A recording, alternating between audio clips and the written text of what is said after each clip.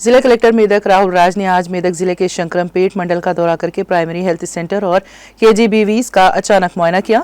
इस मौके पर जिला कलेक्टर राहुल राज ने अहदेदारों को हिदायत दी कि वो केजीबीवीज के जरिए मियारी तालीम फराहम करने के इक़दाम करें और लोगों को वक्तन फ़ौक़तन मौसमी बीमारियों से चौकन्ना रखें।